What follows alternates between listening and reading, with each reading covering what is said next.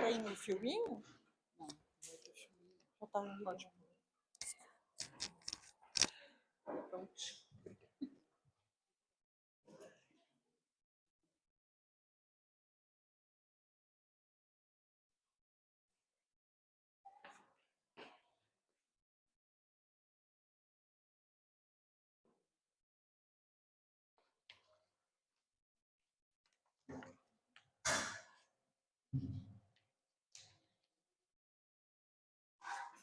Boa noite, irmãos. Boa noite. Que a graça e a paz do Senhor esteja no coração de cada um aqui. Você escolheu estar aqui hoje? Bela escolha. Senhor, nós te agradecemos, ó Pai, pela tua graça, pela tua misericórdia, porque através delas, ó Pai, nós estamos aqui e a vida, o dom da vida é aperfeiçoado cada dia dentro de nós. Todos aqui, a partir de mim, possamos entender isso a cada momento, Senhor. Que o teu Espírito, Pai, faça com que os irmãos entendam cada palavra que for dita aqui. Em nome de Jesus. Amém. Amém? Amém. Eu comecei a série sobre os profetas e vim hoje para finalizar. É uma honra muito grande para mim, que estou em treinamento, vocês sabem disso, né? Que eu falei aqui no começo, nas primeiras vezes aqui, que eu tenho dificuldade com série. Mas o Senhor está aperfeiçoando o ensino dele através dessa igreja que está me dando a oportunidade de treinar aqui. E hoje eu estou melhor que eu estava no mês passado e mês que vem estarei melhor que eu estou hoje. Eu creio nisso, eu me esforço para isso. Então, continuando, hoje é a 6ª série, né, sobre os profetas. O que nós podemos aprender com os profetas? E é um estudo muito rico, gente, muito rico mesmo. Confesso a vocês que até então eu não tinha participado, ouvido série específica sobre profetas. Mas está sendo muito rico poder participar disso e aprender junto com vocês. E colocar tudo isso para eu exercitar na minha vida, porque não adianta nada a gente escutar tudo isso aqui e não colocar em prática na vida da gente. E eu espero que o mesmo esteja acontecendo com os irmãos, de estar colocando tudo que está sendo falado aqui em prática. Não só hoje, mas em todos os encontros que são promovidos aqui pela igreja. E hoje, finalizando essa série, nós vamos estudar Ezequiel. Ezequiel, ele era de uma família de sacerdotes. O que quer dizer quando você vem de uma família de alguma coisa? Por exemplo, o médico que ele vem de uma família de médicos, provavelmente ele ouviu a vida toda falando de problemas de medicina, de diagnóstico, de hospitais, da rotina, do dia a dia, daquela profissão. Quem vem de uma família quem trabalha com construção, carpinteiro, marceneiro, ouve isso e vai crescendo e aprendendo dentro de casa mesmo a sua profissão. E Ezequiel já veio de uma família de sacerdotes. Então, muita coisa ele já cresceu ouvindo, e quando ele chegou na idade adulta, o que muita gente não sabia, para ele já tirava de letra. porque ele veio de uma família. Quando se fala família, que provavelmente o avô foi, o pai foi, né? E assim era aquela atmosfera sacerdotal na família dele. E ele foi crescendo e vendo e aprendendo tudo sobre o sacerdócio, né? E não se tem muitos dados sobre Ezequiel na Bíblia, muitas coisas sobre a vida dele. Mas sabe-se que ele era casado, não depois de muito tempo, a esposa dele faleceu, né? E ele teve um chamado, uma função especial que nós vamos ver aqui, que pode ser que você se encaixe ou no caso de Ezequiel, que era o sacerdote, ou no caso de ser trabalhado, de se deixar ser trabalhado por um sacerdote ou um sacerdócio desse de Ezequiel. Ele trabalhou, ele foi chamado para trabalhar com os exilados, né? O que é o exílio? O exílio é um tempo que um povo ele fica fora da terra dele, né? E tem um termo semelhante também, né? Que é chamado de refugiados, que a gente pode até usar os ucranianos que estão aqui hoje como exemplo. Tem vários ucranianos aqui, porque eles estão em guerra no país deles e acharam por bem que seria melhor vir para cá ou para qualquer outro local do mundo. Então, e esse tipo de exílio ou refúgio, ele pode se dar por motivos políticos, religiosos ou étnicos. O que é isso? Quando, por exemplo, os latinos em confronto com os europeus, as ideias não batem. Então, esses são alguns motivos que levam um povo ou um grupo de pessoas para o exílio. E como que era isso aí? Eu estou dando uma prévia para a gente poder entrar aqui no assunto, né? E como que era isso aí, né, lá naquele tempo antigo? Por que o exílio se deu? Por rebeldia. Rebeldia.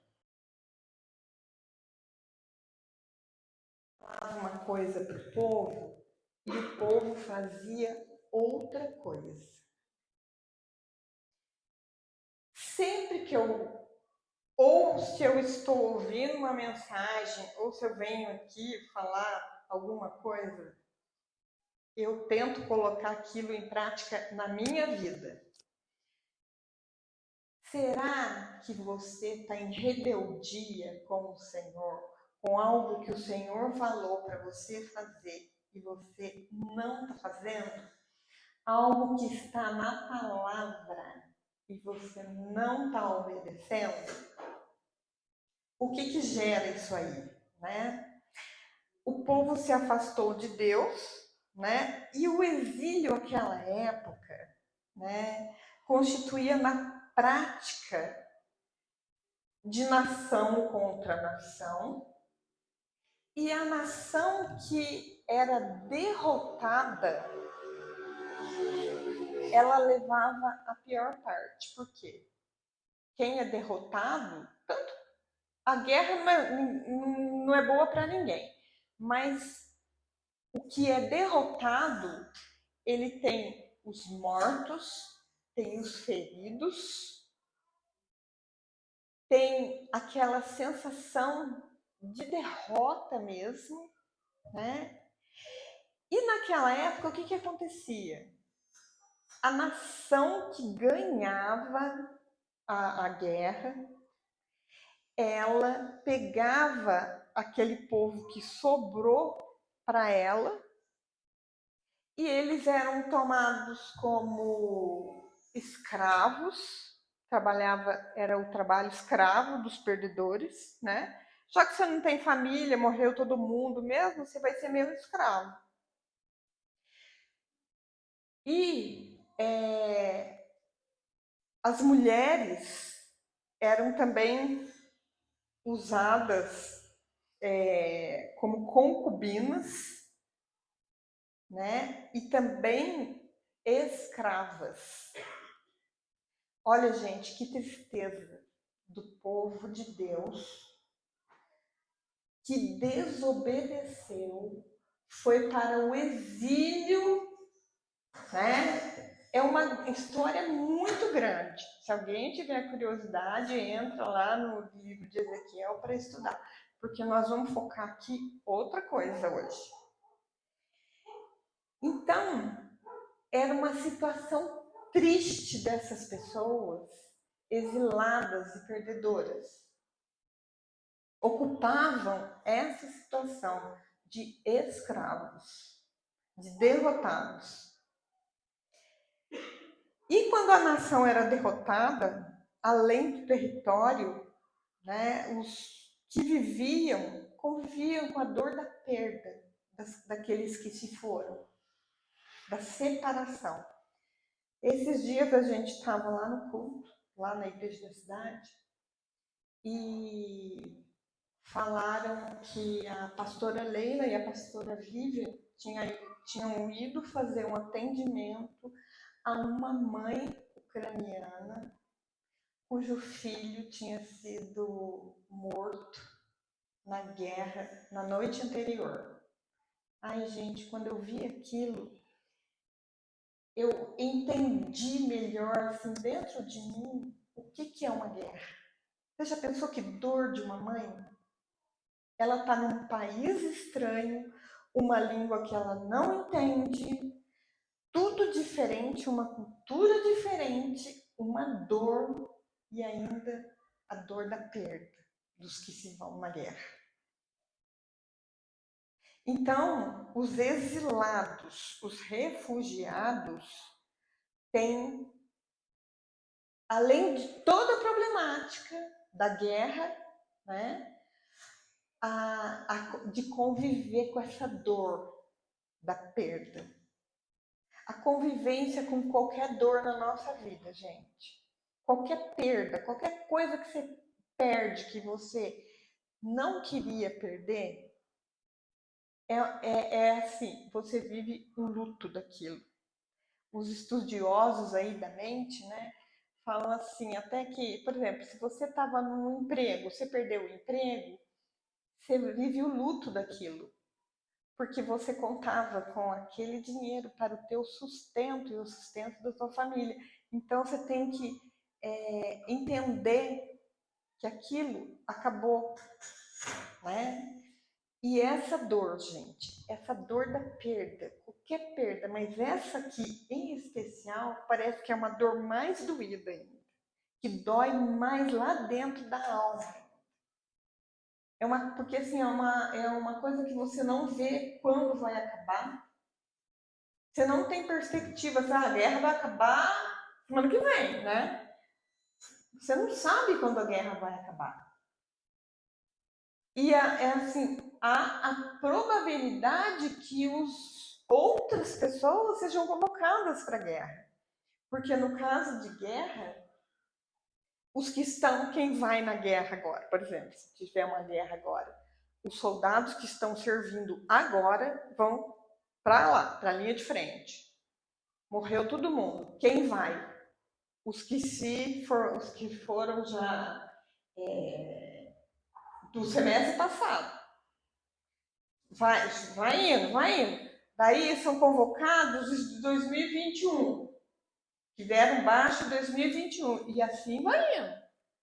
Né? Então, essa perspectiva de se perder um amado é um sentimento constante do povo do povo de Deus que estava em exílio por desobediência ao que Deus falou que era para fazer. Deus falava, faz isso, eles iam fazer outra coisa. Então, Ezequiel foi chamado, ele foi talhado no sacerdócio dele, né?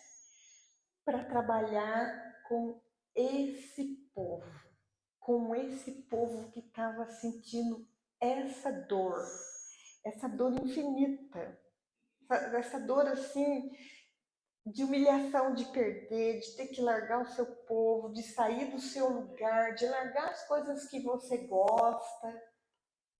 Então, o sacerdócio, o ministério dele era trabalhar com essas pessoas. Gente, vamos combinar, né? Tem ministério que é mais light, né? Como eu sempre falo para vocês, que eu sempre vivi dentro de igreja. Eu já trabalhei com crianças, já trabalhei em berçário, já trabalhei em cantina. A gente trabalhava na cantina, foi um dos trabalhos que nós mais gostávamos de fazer, eu particularmente. A gente encostava ali no balcão, pois não, o que você quer? Ah, vê um cachorro quente. Daí a gente tinha as mães lá e comia cachorro quente, né? Quando tinha congresso, pão de queijo, tal. Esse ministério, legal, muito legal esse aí. Recepção, né? Mas esse ministério aqui, gente, você tem que ter assim. Parece que eu estou ouvindo. É mais longe que eu tenho que pôr? Um zumbido? Está fazendo um chiado? É mais longe ou mais perto? Vamos ver se dá para ir. Agora, um ministério desse, gente, a pessoa, ela tem que realmente, a gente entende que tem que ter vindo de uma linhagem sacerdotal, para ter uma estrutura espiritual, psicológica. Alô? Alô? Alô, alô? Alô, alô, alô? Alô? Som? Som? Som? Agora estou no meio da floresta com ela.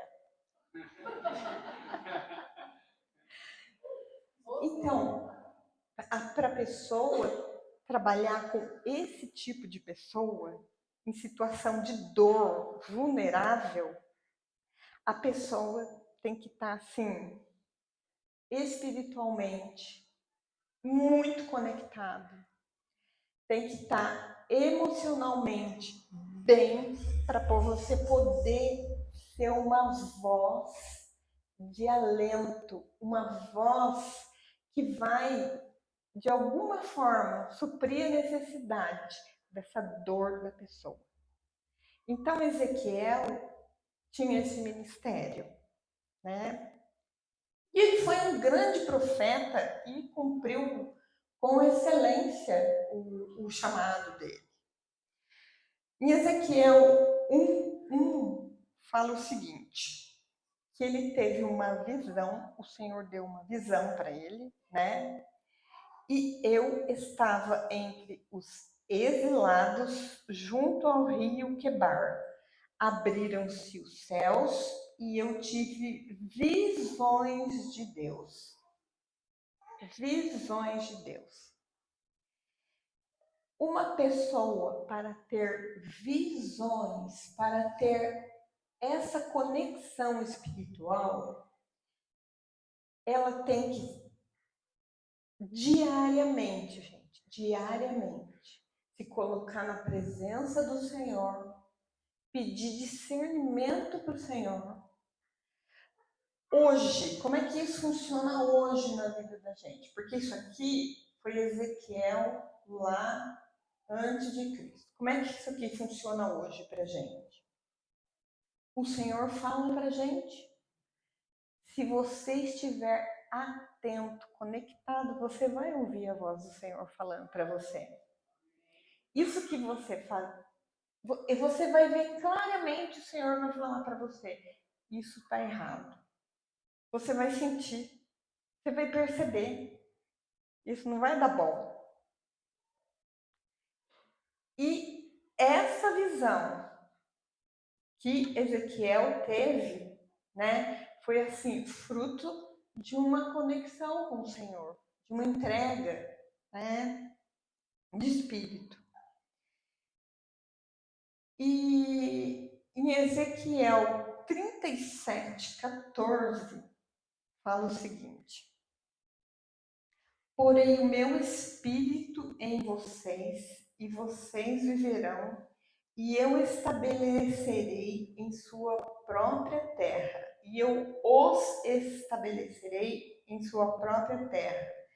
Então vocês saberão que eu, o Senhor, falei e fiz. Gente, que bonito, que lindo quando você ouve. Você coloca no seu coração essas palavras do Senhor. Falei e fiz. Porque o normal hoje é a gente conviver com pessoas que falam, falam, falam e não fazem nada. Nada. O nosso Deus, ele é fiel. Ele está falando que eu vou te levar, eu vou tirar você dessa terra. E você vai restabelecer o que era seu.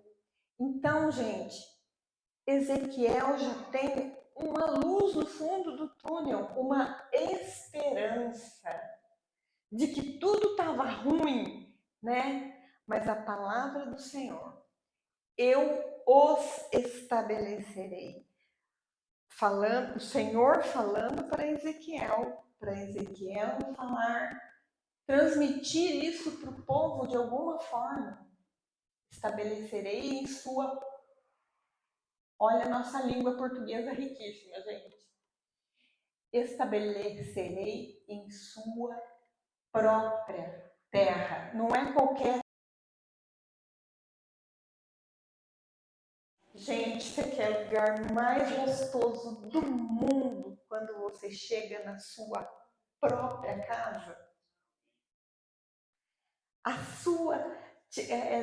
Quando eu trabalhava assim, parece que a hora que eu abria o portão e eu sentia o cheiro da minha casa, já me dava assim um renovo.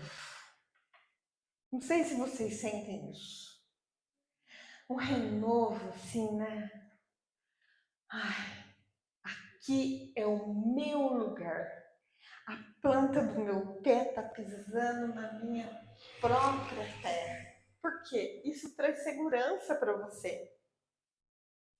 E o Senhor, né, está falando, estabelecerei na sua própria terra. Não é qualquer terra, é a sua terra.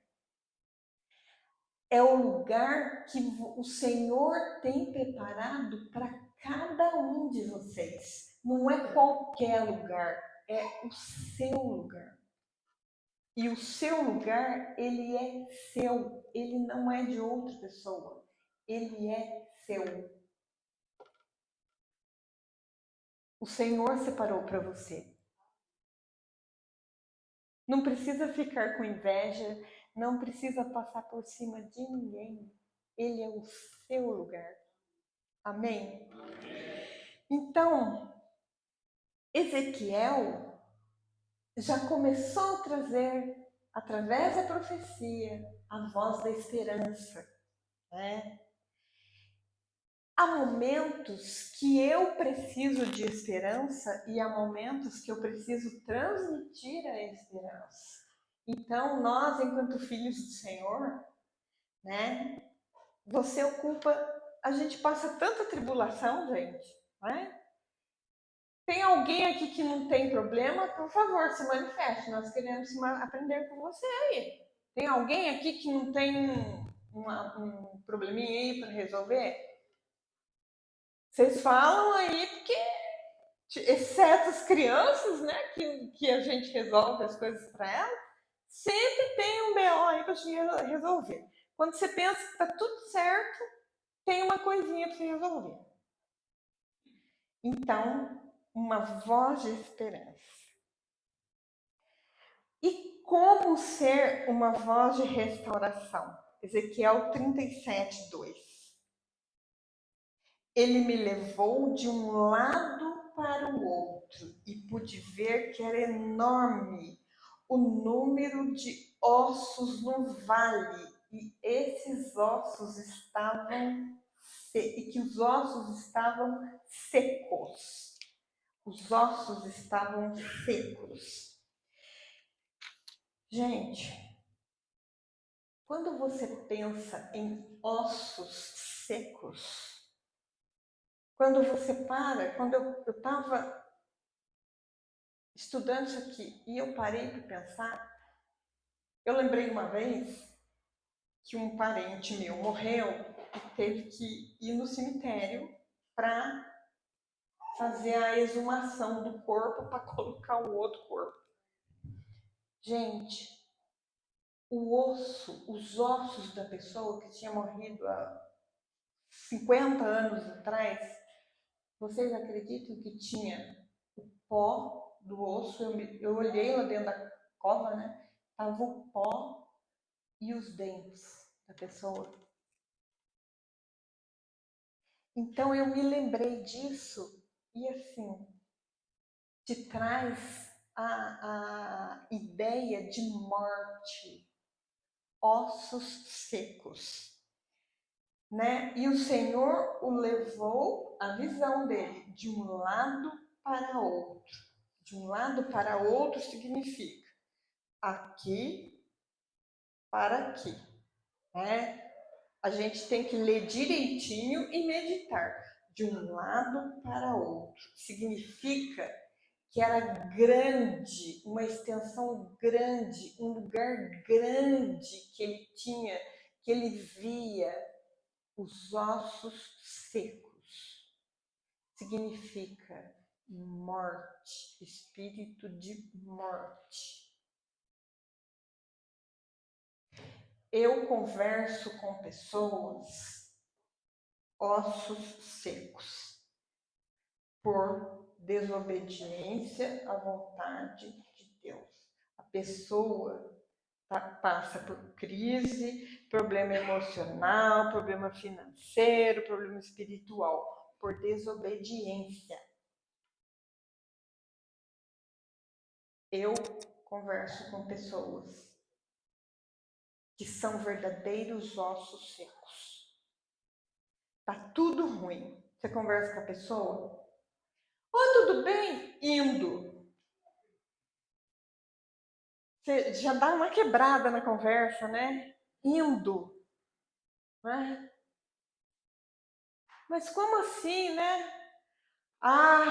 Aconteceu isso, aconteceu aquilo outro, furou o pneu do meu carro, o sapato furou, a água não veio hoje, estou precisando lavar roupa, tá frio demais.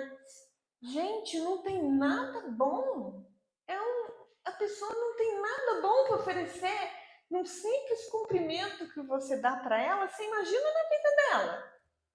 É um osso seco. De um lado para outro. Na vida da pessoa, numa vida, de um lado para outro da vida está osso seco. Como ser uma voz para uma pessoa dessa? Como eu falei no começo, você pode ocupar as duas posições, de ser a voz que vai levar a palavra ou de ser o osso seco. Gente, se você está aqui, Igreja Vida Plena, e você não está levando a palavra, e você está de osso seco, faz uma reavaliação aí. Alguma coisa errada. Seja você jovem, seja adulto, seja idoso. você não precisa falar para ninguém que você é de Jesus. A pessoa vai notar. Pelos seus atos, a pessoa vai notar. Se você for osso seco, a pessoa vai notar também.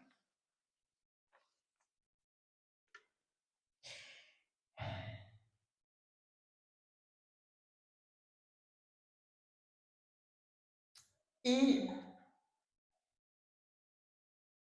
como ser uma voz para essas vidas, né? Essas vidas, esses ossos secos simbolizavam a situação do povo. É mais ou menos o cenário que a gente vê hoje, né, gente? Teve Covid, agora lá, varíola do macaco, e é surto disso, surto daquilo, e a falta de emprego, e a inflação, deflação. Gente, eu vou fazer 60 anos e desde que eu me conheço, eu sempre vi falando essas coisas. Vocês já pensaram se a gente se pega nessas coisas aí e empaca a vida da gente? Não vai, você não vai fazer nada, porque sempre vai ter alguma coisa acontecendo. E como é que a gente passa a ser uma voz como o profeta Ezequiel para essas pessoas que estão nessa situação? Uma palavra, né? Como eu falo, o nosso Deus é um Deus de ordem, tem uma sequência as coisas. Ezequiel 37, parte B, que fala o seguinte: os ossos se juntaram, osso com osso. Então, o que você entende aí, né? Que precisa de tudo, antes de qualquer coisa, de uma reforma dentro de você, aqui dentro. Deus começa de dentro para fora. Os nossos ossos estão lá dentro da gente, ninguém vê, né? Como é que estão os ossos. A gente vê as pessoas reclamando, ai, tô com dor na coluna, tô com dor no braço, problema de ossos, tal. Olhando você não vê, mas lá dentro é que está o problema. A questão é lá dentro. Então a reforma começa de dentro para fora. Ezequiel ia trabalhar com o povo aquela tristeza, aquela mágoa, aquela amargura do exílio, de dentro para fora. Então, através da visão, né, os ossos se juntaram, osso com osso. Começou a montagem ali, né? É como um quebra-cabeça que foi se juntando.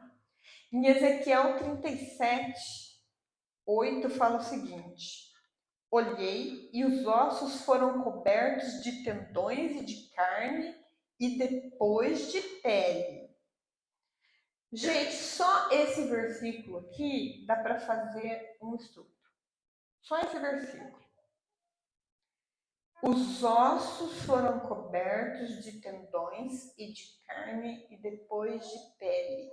As coisas no reino de Deus têm um processo, é uma sequência de coisas. Na vida espiritual, nós nos convertemos, é o primeiro passo que nós damos.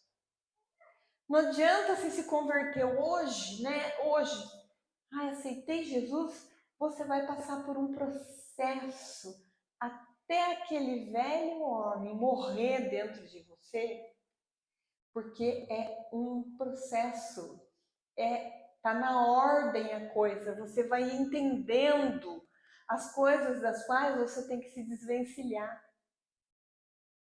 Se você faz fofoca, você tem que parar de fazer fofoca. Se você cobra errado, você vai ter que começar a cobrar certo. Né? Esses dias fiquei sabendo de um dentista aí que cobrava material de primeira e colocava de terceira, né?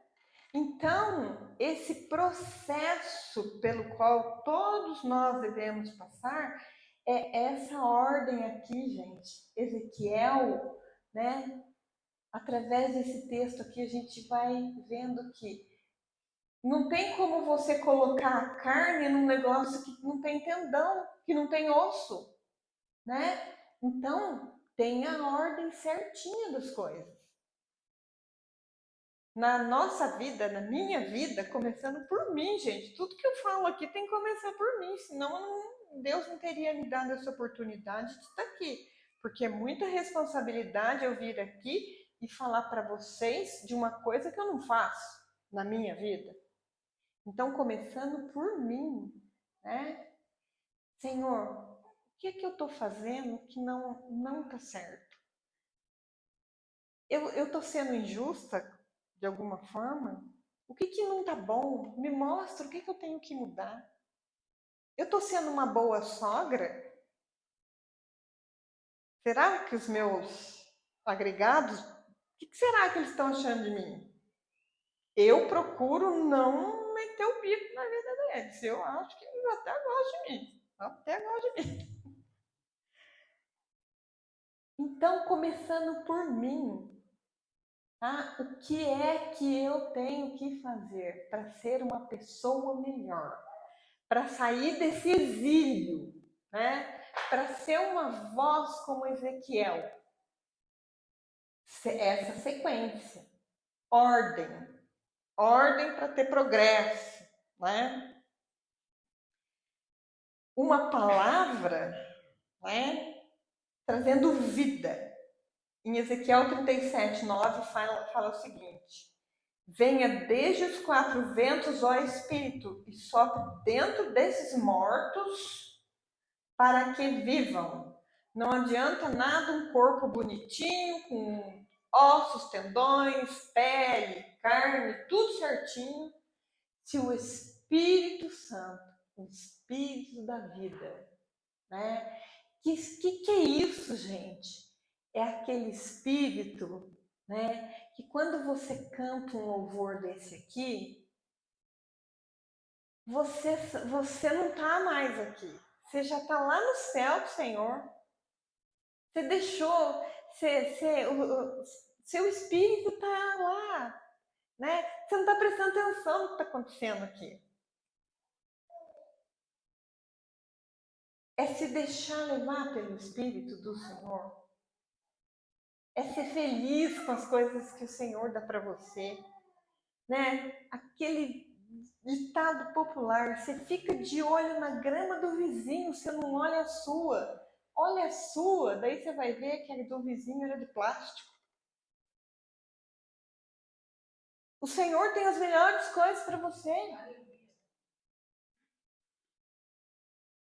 Deixar os ossos, né, o espírito de morte de lado e ser essa voz, né, trazendo vida através do espírito, né, do espírito que vive dentro de nós. E depois uma palavra de conquista. Ezequiel 37:10, que fala o seguinte: profetizei conforme a ordem recebida, e o Espírito entrou neles, eles receberam vida e se puseram de pé, e era um exército enorme, enorme.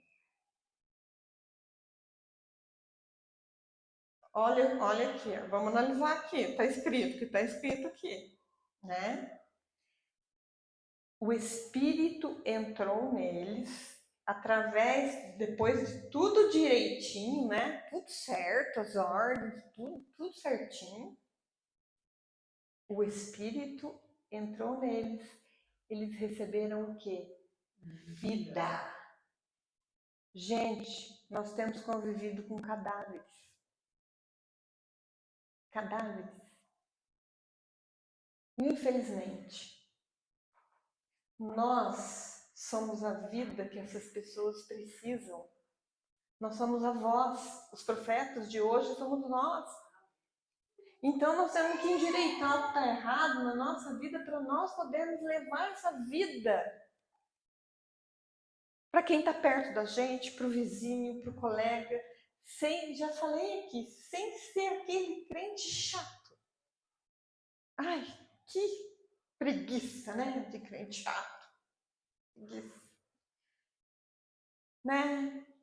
Os versículos, sempre falar os versículos, você vai vivendo os versículos e as pessoas vão vendo que você é de Jesus e você vai levando a palavra, você vai sendo a voz, as pessoas vão vendo espírito de alegria em você, você vai se animando, chega no serviço dando glória a Deus.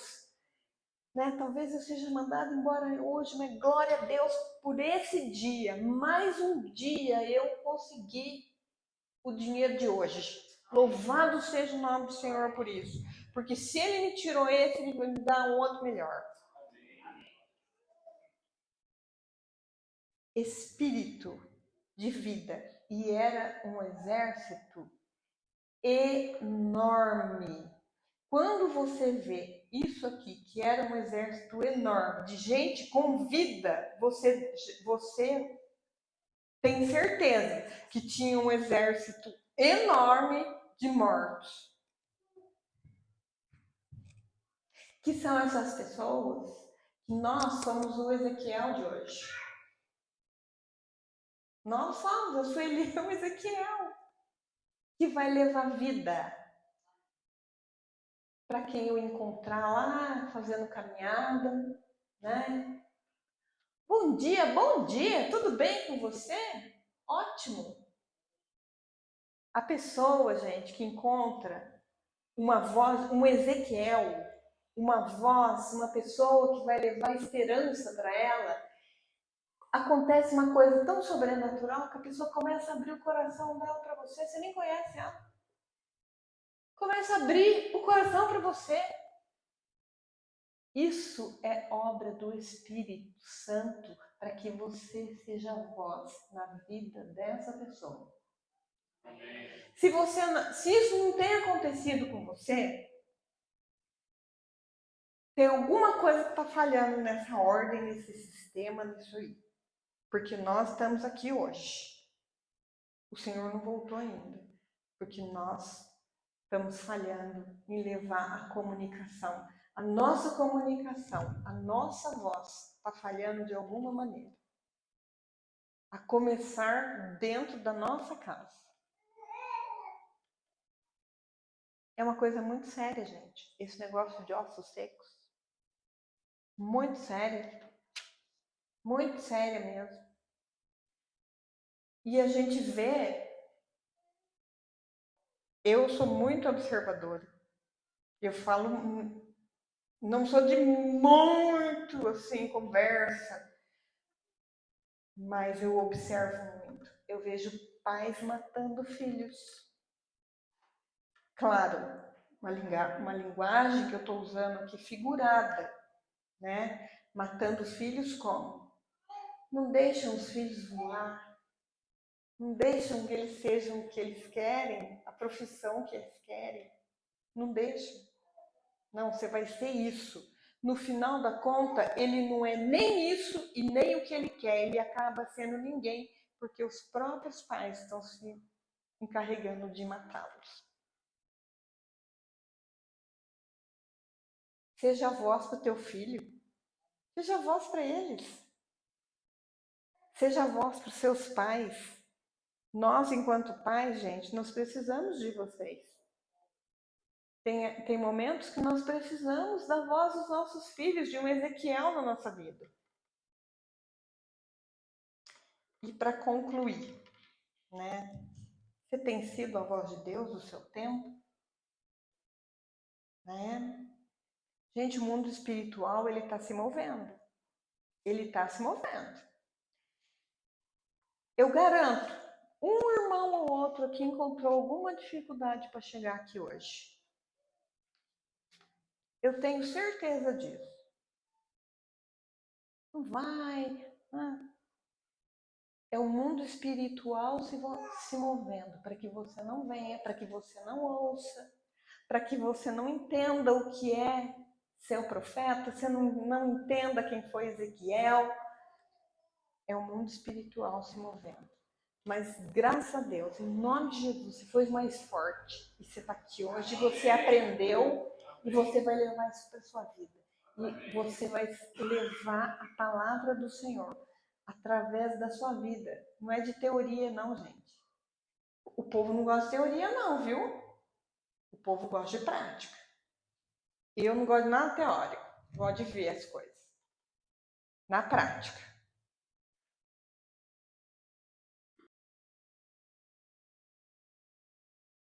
A voz que o mundo clama. Esse mundo, gente, está pedindo que a gente, uma palavra de amor, um conselho, né? Às vezes, só uma escuta, você não precisa falar nada. A pessoa tá. E você fala assim,